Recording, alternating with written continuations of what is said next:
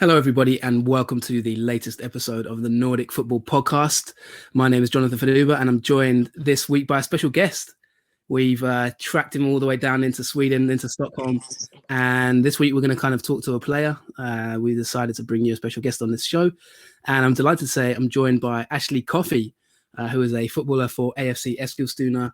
And we're going to basically talk about his career today and kind of what it's like, life in Sweden. What is it like? You know, he's going to give us the inside info on the club and his career and that kind of thing. So, Ashley, welcome to the show. How are you doing? Yeah, I'm really good. Thanks. Thanks for having me on the show. We've had a chat for a while, and it's finally good to get on the podcast. Yeah, no problem at all. And thanks for your patience. Actually, you've been pretty patient because we've been in touch for a while, and scheduling issues and all that kind of stuff meant that we haven't been able to do this yet. But you know, we've had you in mind for quite a while, and you finally made it onto the show. I'm really happy you can join us. How is everything? Yeah, really good. Thanks, mate. Just really busy training and games, stuff like that. We've got a couple of games left until we break up for the summer break. So, to be fair, just really busy with training and games. So yeah. You told me before we started the show that you're based in Stockholm at this moment in time. What's the atmosphere like? I mean, we're about a week, 4 or 5 days till the Euro 2020 starts. Sweden are in there, and you know they're expected to at least maybe progress from the group. Before we get into the bulk of the show and talk about yourself, just tell us what the atmosphere is like. How are things in Sweden from that point of view? Is there a buzz around the city and stuff about the football? Is it kind of, do people care? Is there high hopes for Sweden in this tournament? Do you know, or what's the general mood like? I think people are just kind of looking forward to it. Obviously, it was meant to be last year. So obviously finally it's come around the corner and people are excited for it. I'm not sure about Swedes, whether they think they're going to progress, but we've just been to get our England shirts today, ready for Sunday. So we're really looking forward to it, and we've got high hopes for the tournament. Where will you be watching the games? Is there like just at your house, or is there like a bar or something like that in Stockholm that you frequent, or what's the kind of are there sort of parks and things like that, fan parks, or what's the? I'm not too sure because of COVID, but one of our mates over here, he's got a bar that he owns, and he's got a screen in there, so we'll probably just chill in there and probably watch it in there, and yeah, have a good laugh and good time. Looking forward to it. Yeah, fantastic stuff. It should be an exciting tournament. And do people think Sweden can go far, or is it kind of what's the? I'm not too sure. Obviously, with Zlatan being injured now, I think people were looking forward to seeing him. But they've got some good players in the squad. I mean, Isak was on fire this year for Sociedad. I think there's a lot of high hopes on him. And then there's a few other decent players. Obviously, Forsberg, who's at Leipzig, he's a good player, but I'm not too sure whether they think they're going to kind of progress well. Now, obviously, Zlatan can't make it, so it'll be interesting. Yeah, definitely. And we're all looking forward to the tournament. In terms of the podcast, we'll probably bring 1 or 2 shows maybe during the Euros. Of course, the leagues are suspended at the moment, Svenskan, but I think Superettan, there's still been games recently anyway. And of course, you are playing in that league. So it's really good to have you on, and, you know, you'll be able to tell us a little bit about that. Actually, let me start you off. It's a bit like This Is Your Life, to be honest, in a way. But I want to rewind to, I want to take you back to sort of around sort of summer 2019. Mm-hmm.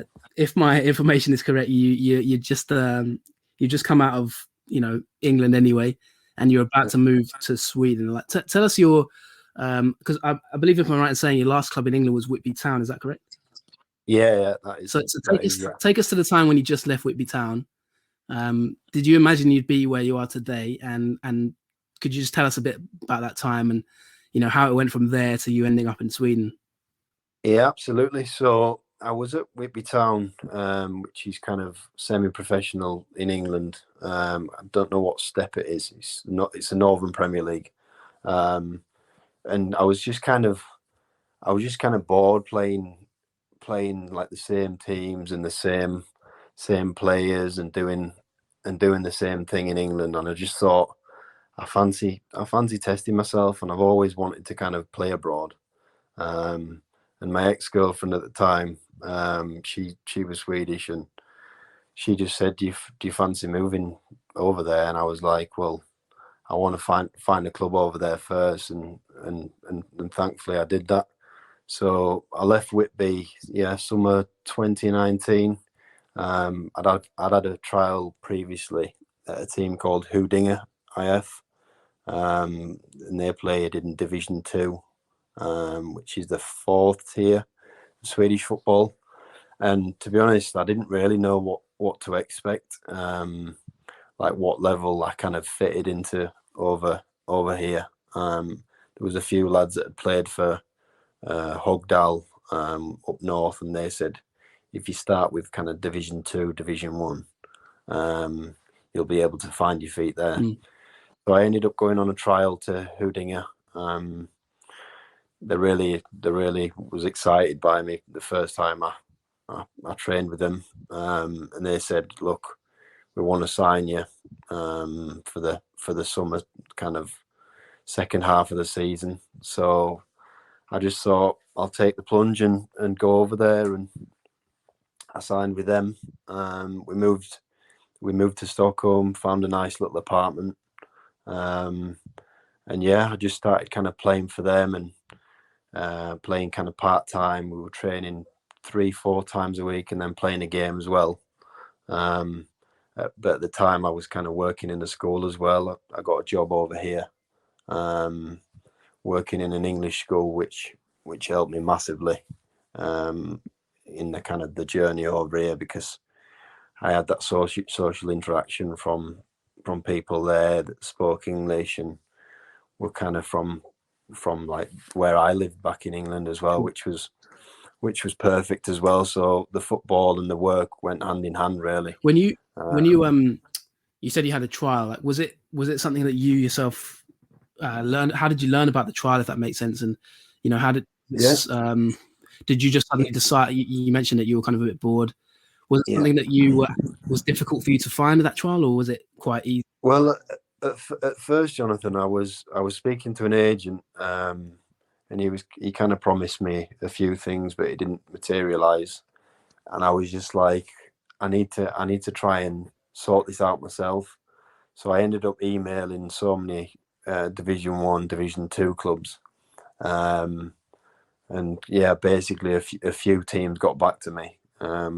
Huddinge was one of those teams, and they just said, if you want to come and train with us and you can see what it's like, then you can kind of make the decision. So I was over visiting my ex-girlfriend's family, and basically I had a trial. I think it was the Saturday.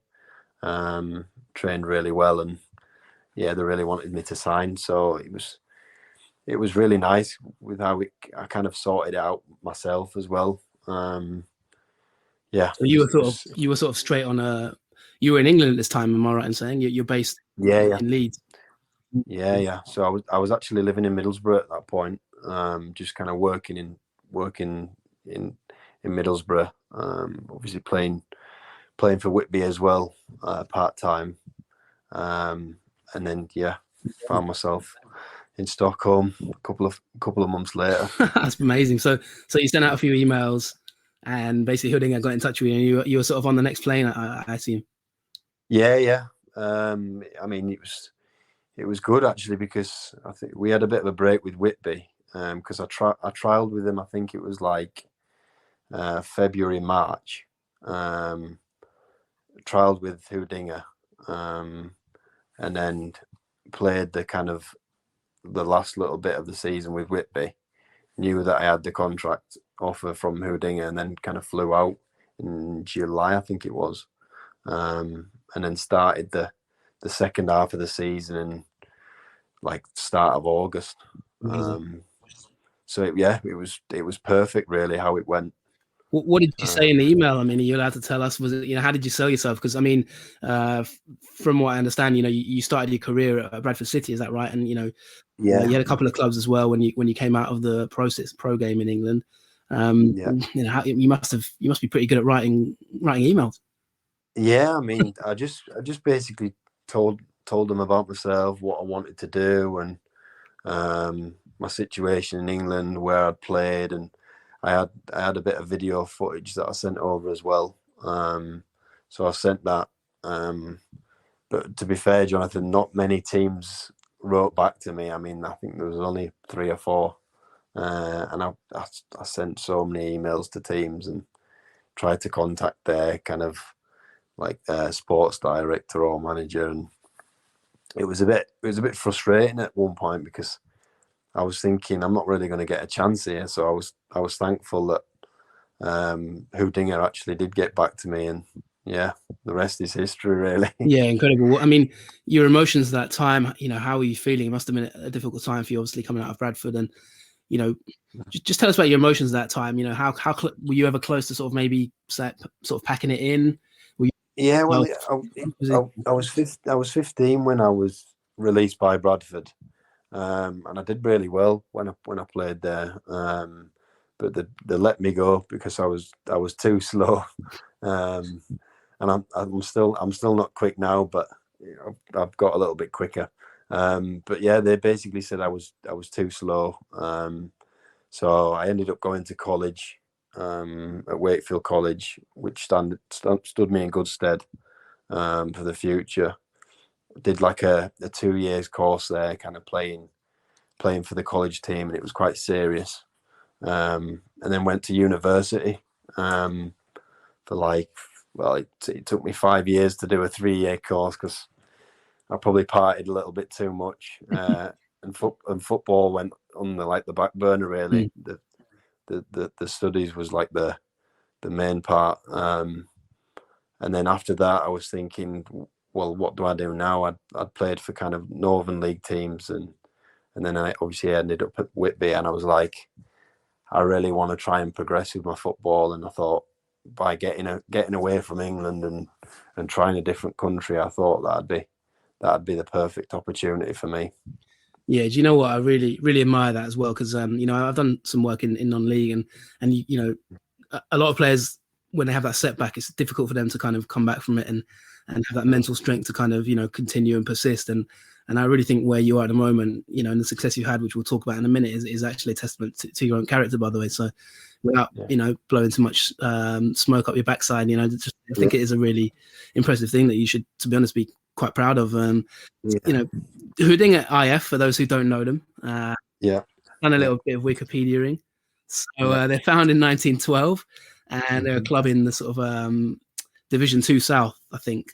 I don't know if they were promoted at the time, but based in Stockholm. I mean, was Sweden the only country that you were sort of sending out emails to, or did you particularly target Sweden? Was it sort of something that you had in your own mind?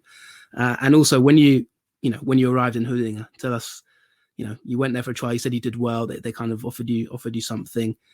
Yeah. What were your thoughts at that time? What was the kind of the offer and that kind of thing? So yeah, I mean, I was speaking to an agent, and he was trying to get me in at different places. I think Iceland, Finland, and Norway, different places like that. But obviously, with my ex-girlfriend being from Sweden, it was probably best that was the best option because she had family over here, and sure. Obviously she wanted to be back in Stockholm as well. So it was, to be fair, that was perfect, really. In terms of Huddinge, when I came over, yeah, I mean, it wasn't the best money and things, but like it was a start, and that's all I needed. I knew that I needed to work as well, and that was fine with me. And obviously, working at the English school really helped me kind of get going over here. But yeah, I mean, it was a really good club. I played 11 games there, scored 12 goals, and got 8 assists. So I did really well, and I just kind of got my head down and enjoyed it. It was a really young team that I played in. They had a lot of good young players, and I was a little bit more experienced at 20. I think it was like 26 at the time, or 25, and a lot of them were like 20, 21. So they were kind of good young players, and we had a really good side, and we give it a good go second half of the season. I think we finished 4th or 5th, and we did pretty well, and I really enjoyed it. So it was a really good start in Sweden, really. Yeah, and I mean, for those who don't know you, maybe you don't know your background. There's a reason we got you on this show because, which I'll come to right now, because you were the top scorer in the E13 leagues, which is the third tier of Swedish football, which is split into North and South. You were the top scorer last season. You scored 27 goals for EFK Haninge, which is the club we moved to from Huddinge, I believe. Yeah, I mean, an incredible ratio of goals in such a, it's only, I think, is it a 30-game season? So 27 goals in 30 games. That's a prolific strike rate. And obviously for those in England, it's nice to see an Englishman sort of topping the scoring charts, sort of like Alan Shearer of Sweden or something like that in the lower tiers. And that really created a big buzz for you, didn't it? I mean, tell us about, tell us what you achieved at Huddinge to get the move to Haninge, and then also because it's a division higher, isn't it? So you kind of moved out there, you found your feet, and then this move came along. Yeah, so obviously when I was at Huddinge, I started pretty well there. I think I scored about five in 3 games. Started scoring really well, and I kind of knew that for me to get noticed, I needed to kind of score the goals and play well. So yeah, last game of the season we played against Haninge, and in the first half we went 1-0 down, but then I scored a hat-trick in the first half. And my last goal was it was near the halfway line, kind of lobbed the keeper. Oh, wow.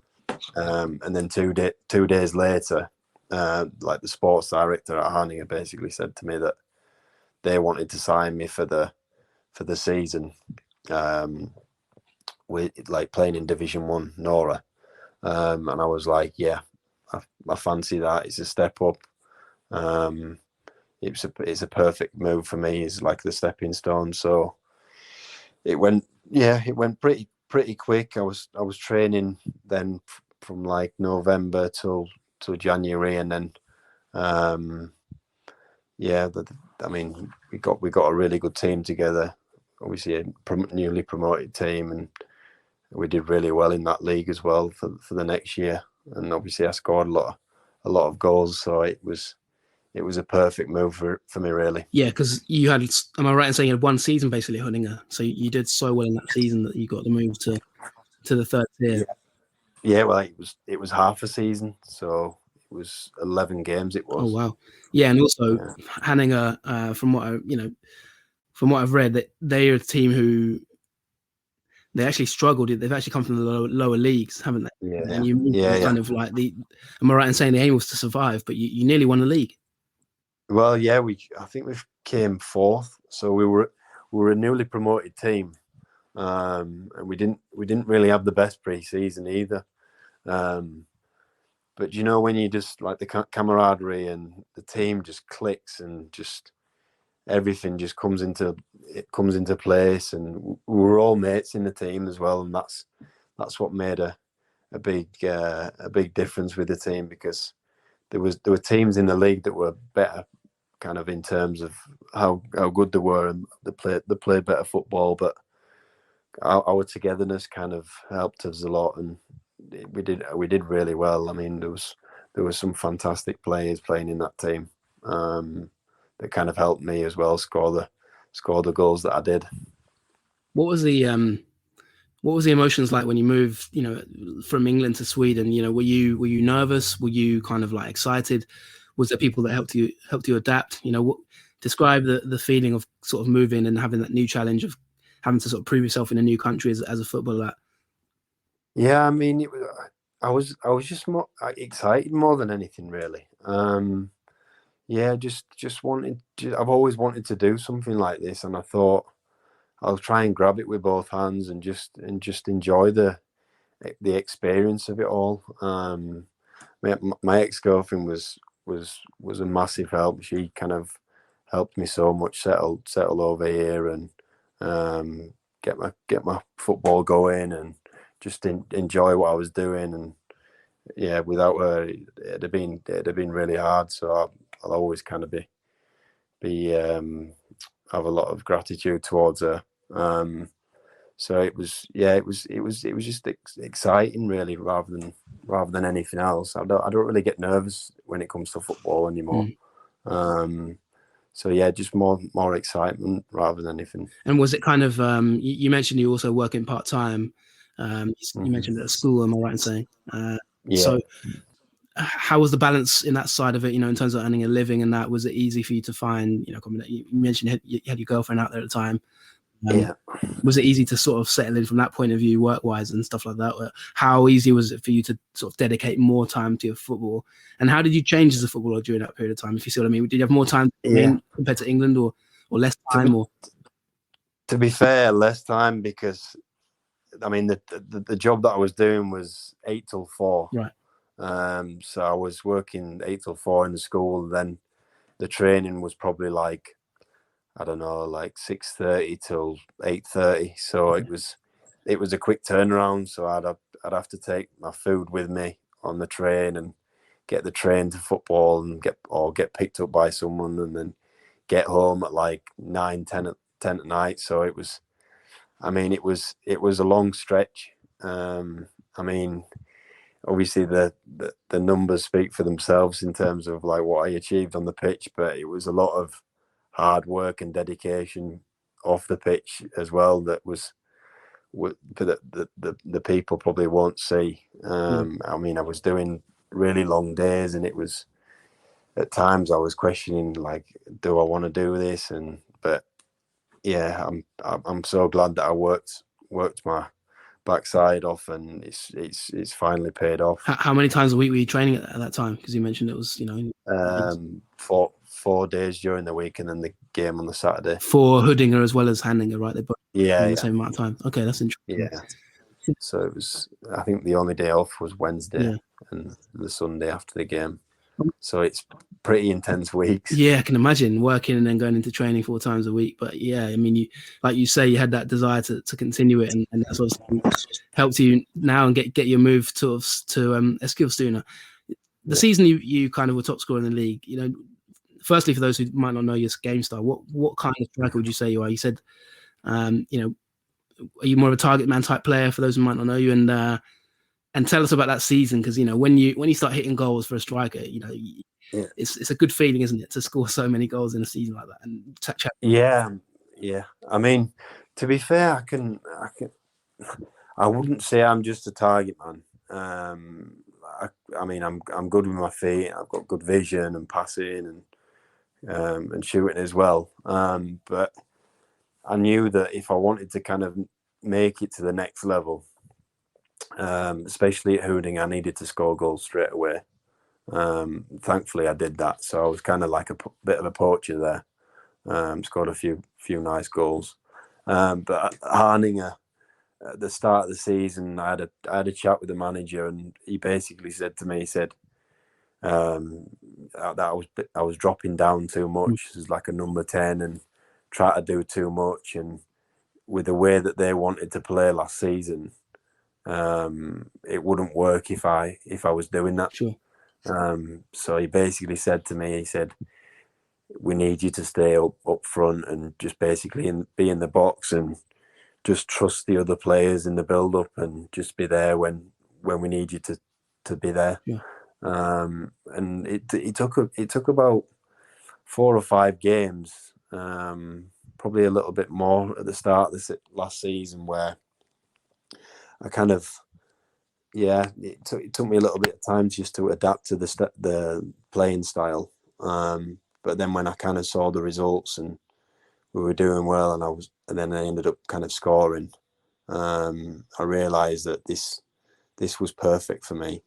And like I said, I had some really good players around me that gave me a lot of good service as well. So it was nice to obviously just to be in the box and score all those goals. But I'd say, like, I mean, I can play number 10, I can play number 9. Doesn't really faze me where I'm playing. I just like being out there and being on the ball and just being involved. That's the most important thing. You finished the season kind of in a reasonably disappointing fashion, wasn't it, with Hanninga? Because obviously the team was challenging for the league, and then just fell away, isn't it, towards the end? Yeah. But you personally, there was a lot of interest in you. So tell us about that time. You were hot property at that point. There was an article as well in the national papers, I think, which profiled you a little bit in Sweden, and you were on hot form at that time. So just tell us about that feeling and kind of almost like your dreams have been realized at that point.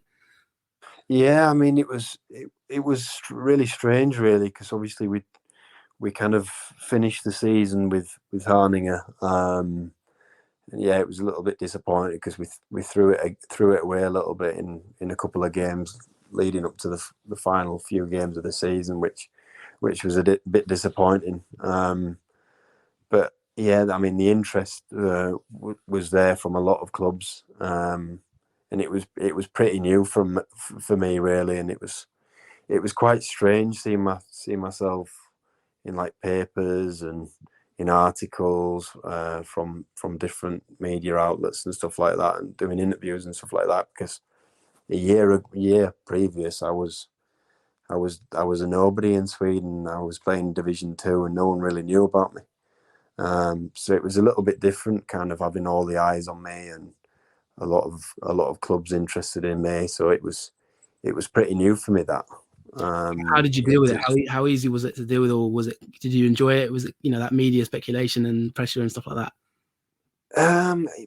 To be fair, it probably took over my life a little bit. Looking back now, thinking about it, like I became a little bit obsessed with it, which wasn't really good for me, really, because I was just kind of focusing on that completely. in what sense? What do you mean, obsessed with the speculation or of different clubs? Yeah, just because I just wanted to know where I was going to be ending up. Yeah. Because I was thinking, obviously, I'd broken the record for that league. Obviously, the next step would have been Superettan, but I thought that I thought that I'd be playing in Allsvenskan in the top league. Well, obviously, that didn't materialise. And at first, I was a little bit disappointed that I didn't sign for an Allsvenskan club. But then I just thought, I'll get on with it. I'll try and kind of do well, obviously, with my new team, and then see where that takes me. Yeah, I mean, you had a lot of interest. Some of the rumor, you can never tell between rumors and fact. How easy was it for you to determine? Because I know you played a cup game, didn't you, against Örebro, for example, in Allsvenskan? Yeah. And I remember talking to Axel Kjell and just saying, like, keep an eye on you, for example, because we've had quite a few people from Allsvenskan managers and things like that on the show. How did you sort of sort out between what was real and what was not real? Because there really was a lot of talk about you at this moment in time in Sweden, as a potential player. Yeah. I don't know, really. Like like I said, it was really, really new for me. And I probably got a little bit carried away, thinking that I might be moving to a certain place, and then that didn't come off, and then I might be going somewhere else, and that didn't come off. But I think now I've kind of been in the silly season and know what it's all about. I probably won't get carried away with it anymore, and just what will be. Because at that time, obviously, I was still working as well, and obviously I broke the record, done really well, and was still working at the school. And the next move, I knew that I'd be playing full time, but I didn't know where I'd be ending up.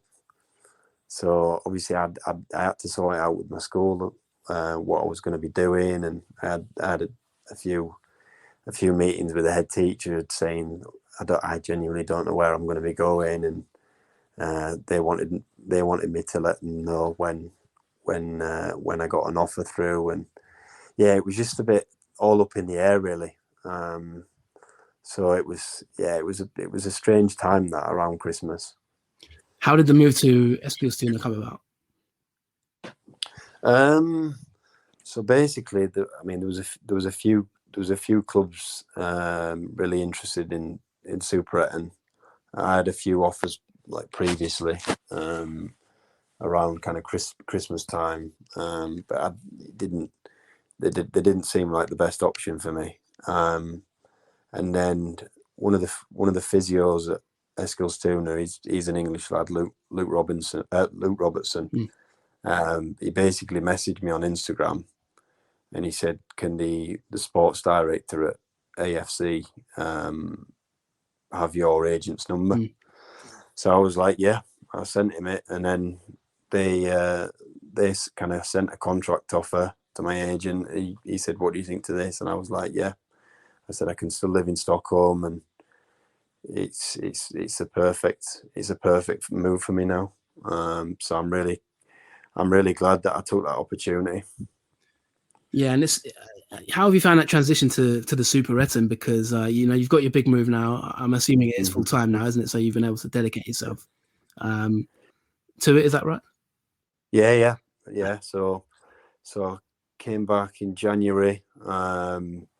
I was working at the school a little bit, and then basically said that I needed to stop working at the school, and they were brilliant with it. Signed with obviously AFC. Started training, I think it was like the back end of January. And to be fair, Jonathan, it was really tough at the start because it was really mixed emotions, because I really enjoyed working at the school, and it was a big part of my journey in Sweden, kind of meeting all my friends there, and being really close with people there. And it was kind of strange, obviously, leaving there and then starting professional football, something that I'd kind of dreamt of for a long time. On the Monday. So it was a quick turnaround, and on the second day I got injured, and I had a few little niggles, and I missed a lot of the pre-season. So it was a little bit frustrating, and it was kind of like quite a difficult time for me, because I didn't know many people in the team, and obviously with a language barrier as well. I mean, it takes a little bit of time just to get used to it and the playing style and stuff like that. So yeah, it was quite a difficult period, but I'm glad I kind of stuck with it, and I'm really enjoying it now. Was there any players at that time who sort of particularly helped you maybe settle into the club that you became close to? Because they've got a few players. AFC Eskilstuna were in they've been in Allsvenskan in the last couple of years, and I know there's players like, for example, Josh Wicks, who played in Allsvenskan, and a few others in that squad. Yeah, I mean, so I signed with a lad called Marwan Bazin, and I played against him like in Etan Nora last season. So I've been chatting with him quite a lot about like the move, and we decided to kind of both sign there. So he was one of my friends at the start. The striker that I'm playing up front with now, Alex Holmstrom, he's doing really well. He's scoring a lot of goals. He's one of my good mates. Albin Lanier as well. He's one of my good friends, and obviously Josh Wicks as well. He's obviously American, so it's nice to have a few good mates there. Now, I mean, it takes a little bit of time in a new team. It always is going to be like that. But I feel like especially in the last month, I've found my feet, and I'm really enjoying it now. Yeah, you started scoring a few goals, haven't you, as well now? I mean, you bagged a goal against Jönköping. Yeah, and your shooting boots are sort of coming back. How are you finding what's the transition like from third division to second division? Did you notice a big jump, and now you're being professional as well? How much are you enjoying that side of it? Because it's what you've worked for the last 3-4 years, isn't it? Yeah, exactly. I mean, it's different, obviously, training every day. I mean, it's nice that I can do that full time. The transition has been, I don't know, I think it was always going to take a little bit of time. And at the start, I needed to kind of get my head around that a little bit, because I think a lot of people thought that I was going to be coming into this league and smashing goals in left, right, and centre again, and it's not been like that at the start. And I think managing my own expectations is a big thing as well, because I put so much pressure on myself just to score goals, and yeah, I mean, it's obviously it's not really started like that, but it's been nice that the other striker that I'm playing up front with, Holmstrom, he's scoring as well. So I think that's taken a little bit of pressure on me. Sorry, taken a little bit of pressure off me in terms of the goals, and I can play like a little bit of a number 10 role and link the play and find passes and stuff like that. So I'm kind of playing a little bit of a different role this season, which I'm starting to really enjoy. I like being involved in the play, and I think I know for a fact that the goals will come at some point. But I just think in terms of the performance, that's the most important thing at the minute.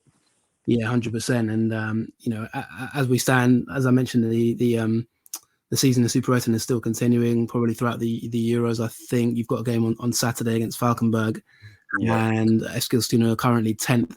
What's the ambition for the club this season? Because you've got a few good players, and I'm going to ask you about some of them in a minute. But when you went in there, what was the manager saying? And I think, am I right in saying the manager is still Ozcan? Yeah, but he's left today. So is he? So he's left today. Breaking news. But say it again, sorry. We've got breaking news on the show. Yeah. So yeah, he left this morning. But he was a really top guy, really good coach and manager. But I think we've been really disappointed away from home, and that's what's probably been the downfall of him going. I mean, at home, our home form, we've been brilliant. I think we've won 4 or won 3, drawn 1. So our home form's really, really good, but we've only drawn 1 away from home, which has been a little bit disappointing. So that's a little bit of news. Yeah. I mean, I know he was at Djurgården before, and he's won the cup at Djurgården. Big character. He's got a big reputation. We've talked about him a lot in the past on the show, but yeah. Yeah, I mean, he was a really top guy. Really nice guy, and it took a little bit of time for me to adapt to the style of play and how he wanted me to work. But I think these last 3-4 weeks, I started to really adapt to how he wanted me to play, and I feel like I've had a few good games in that period as well. So it's a little bit strange, but hopefully going forward we can do pretty well. I mean, if we can get these, well, we've got 2 games left before the pre-season break. The summer break. If we can get 6 points from that, or 4 points from that, I think we could do a really good second half of the season. Yeah, I always remember him on the touchline when I was out in Sweden. I always remember him smoking and having a little quick cheeky cigarette outside the ground and stuff like that. So yeah, he was always a character around the dressing room and that sort of thing. So shame to see him. Has there been an announcement on replacements and things like that? Yeah. I think the sports director, Jawad El Jabori, he's taking over for these next 2 games. Right. And then we'll see what happens. I'm not too sure what'll kind of happen after that. Yeah, okay, that's interesting to know. Yeah, good bit of breaking news there for you on the Nordic Football, direct from a player. So you can't say we don't add value to the show in that sense. Yeah. I don't think I'll be getting into trouble. Timing is everything.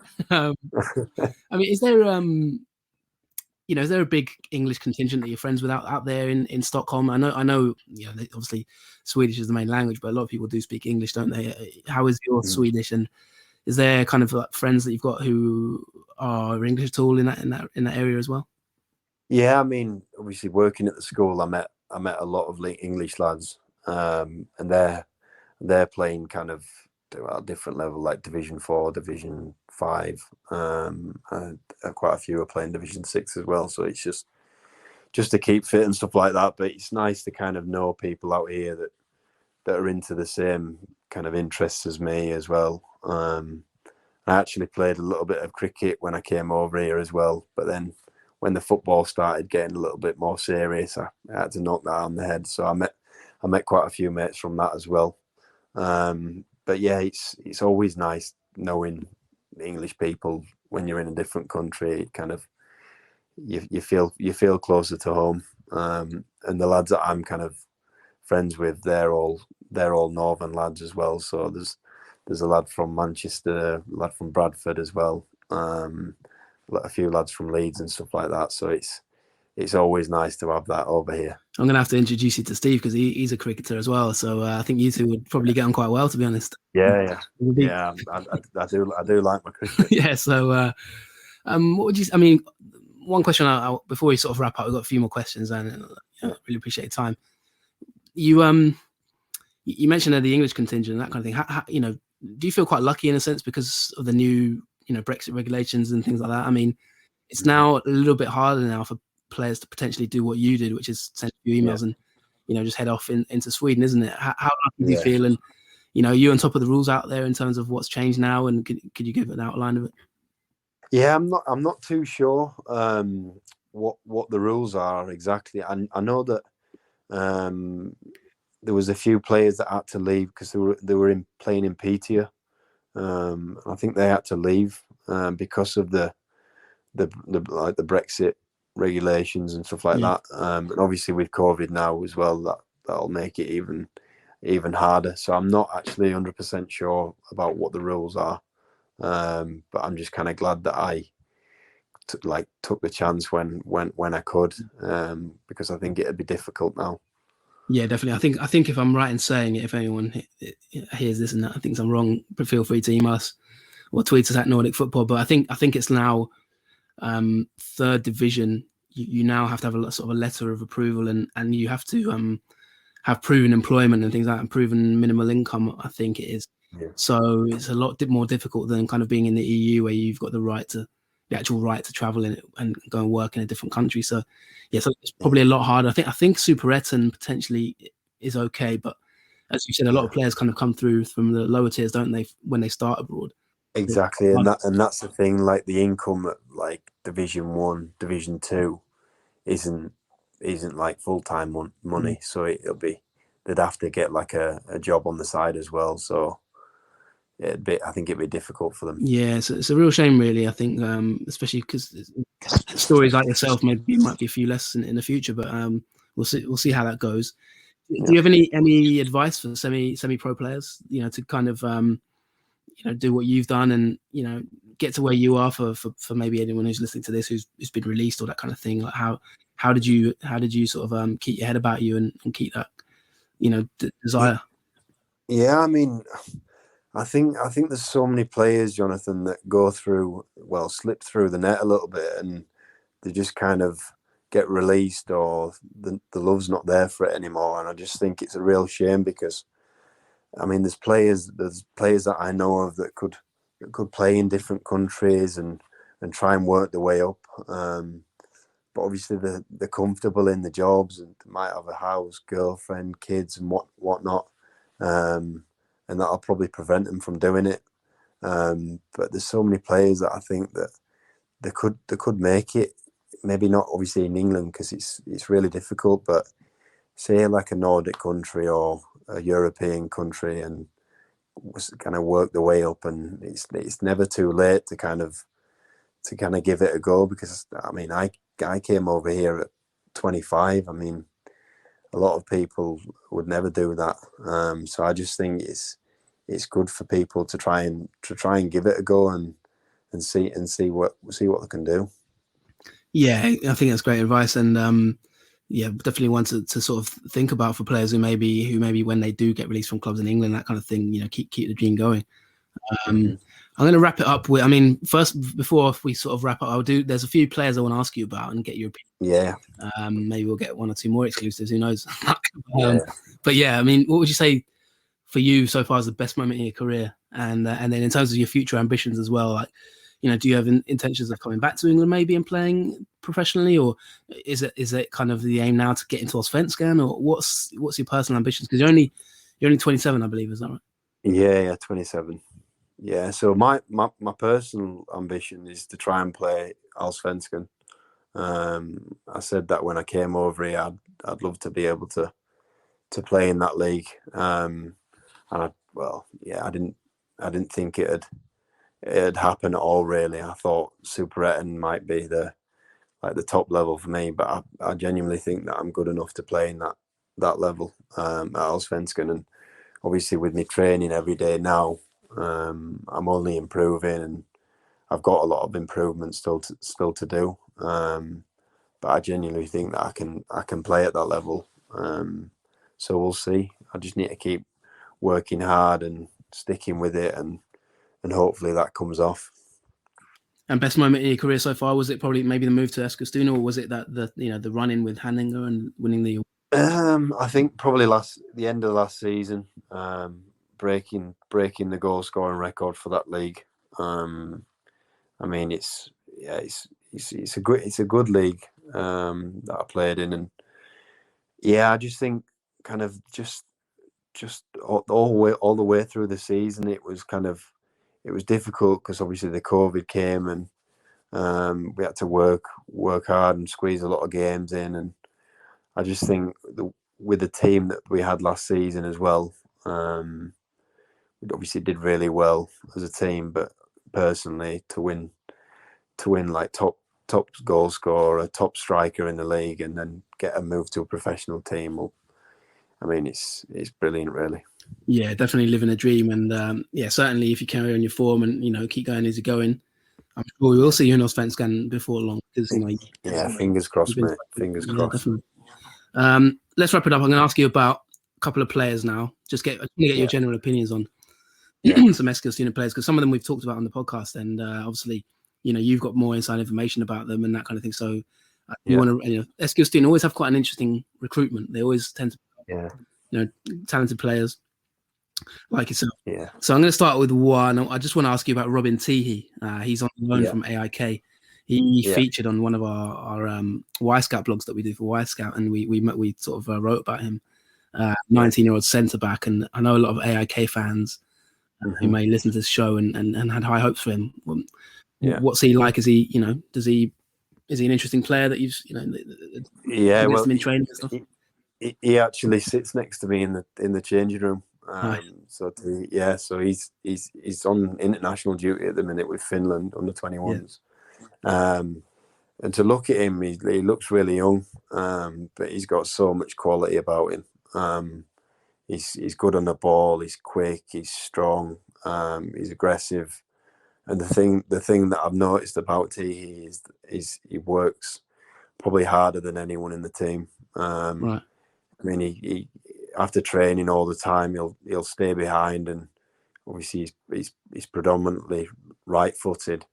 But after training, he'll literally just use his left foot, just pinging 40-yard balls with his left foot, and you can tell that he's gonna have a big future, just because of how hard he works and like his natural abilities as well. So in the next few years, he'll be a big star.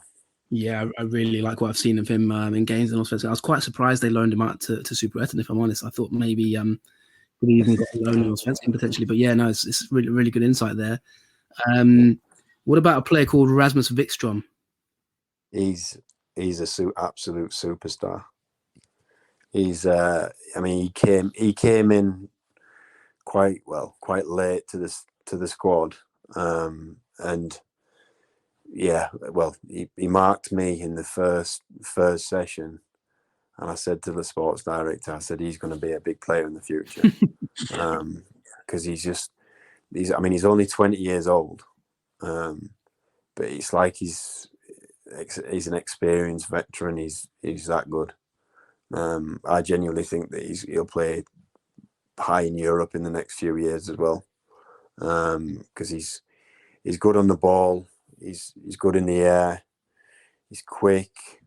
He's a natural leader as well, and he's a really, really nice lad as well.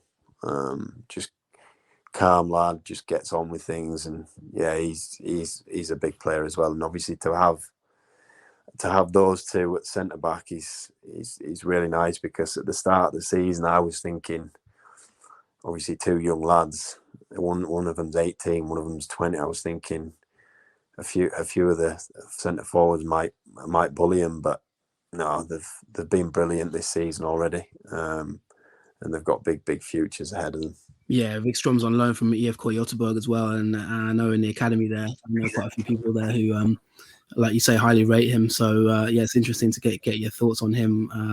Sounds like you really rate the pair of them. Yeah, I do. What about a couple more? Yeah. You mentioned your strike partner there, Al Armstrong, Yeah. because he's kind of the talk of the town at the moment because he's got 6 goals, Yeah. I think, in 9 games, and talk Yeah. about him, isn't he? 22-year-old striker. Yeah. I mean, he came in as kind of like an unknown prospect, really, because he was at Kalmar. He didn't really play that much at Kalmar from the start. He came off the bench a little bit, and to be fair, he's well, at the start of the season, I was kind of starting on my own up front, and then he came off the bench and scored 2 against Acropolis, and then he kind of started playing on his own, and then I was on the bench a couple of games, and we both said to each other that we can play together as a 2 up front, because they thought that we were kind of 2 alike, but he's got a lot more pace than me, and he's more of a box player, whereas I kind of like dropping in the spaces and linking up. But he's been brilliant this season, Alex. I mean, he's deadly in the penalty area. His one-touch finishing is brilliant. He scored a hat-trick last week, and just the goals were just brilliant, really. So I think, obviously, with the size of him, the pace that he's got, and the finish, in the next few years, I think he'll go on to do some good things as well. Yeah, and finally, is there any other players that we should keep an eye out for? There's a few others I could probably name, but is there a few others that we should maybe keep our eye on that you've seen in the changing room that you think is going to go on? And also, just from your own point of view, as you answer that, what's it like playing with these better players? Does it help your game, and does it sort of inspire you in a way as well to up your game? Yeah, I mean, there's some really good players in the team, and the thing is, we just need to get that consistency, because the thing is, we'll put in a real good performance and beat a top team, and then the next game we'll lose 1-0 or 2-1, and it's been a bit difficult getting that consistency. But in terms of the players, obviously you can tell the kind of difference in class from Division 1 to Superettan, and it's nice kind of learning and playing with these guys. And yeah, it's a little bit different for me because I'm one of the older ones as well, but I'm still learning from the younger ones a little bit as well, because it's my first time in professional football. So it's kind of nice playing with some of these players that are obviously at big clubs like IK and Gothenburg, and that have played in big teams in Sweden. So it is good. Yeah, definitely. And so I guess you got Robin Teehee, Alex Armstrong, and a few others there to look out for. Rasmus Wikström as well. I mean, is there 1 or 2 others that you, like you said, that we should keep an eye out for? Yeah, there's a lad in centre midfield called Ismet Lushaku.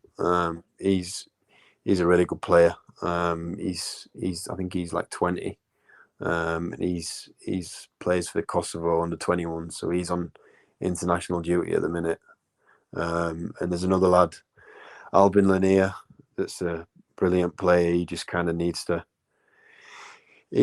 realise his potential, and when he's confident, no one can stop him 1v1. So he's another player. His brother plays in Bundesliga for Arminia Bielefeld. So he's one to watch as well, and he's only 22 as well.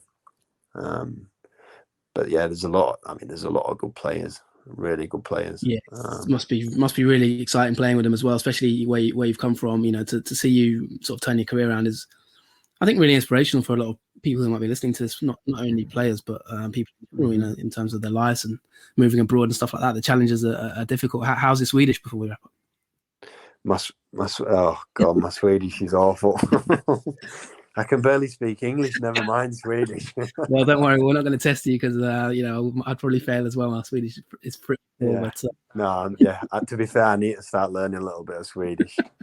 No, but it's been really good to get you on the show, Ashley. Really appreciate your time and really good insights to sort of how you moved from England to Sweden and made a career for yourself. And yeah, we wish you all the best. Sort of maybe get into Allsvenskan in the future, and we'll certainly be keeping an eye on your progress. That'll be all from the Nordic Football Podcast. My name's been Jonathan Fadugba. It's been really interesting talking to Ashley Coffey, and we will be back soon for more episodes, I'm sure, in the future. And I hope you enjoy the Euros as well. You can follow us on Twitter at Nordic Footpod, and you can also tweet me on Twitter at JFFootball, JFFUTBOL. And if you check out the Twitter as well, we will tag Ashley on it. You can check him out at Ashley Coffey, Mr. Ashley Coffey, I believe, on Twitter. And we wish him all the best for the rest of the season. So thanks so much for listening, and we will be back soon. Take care. Goodbye.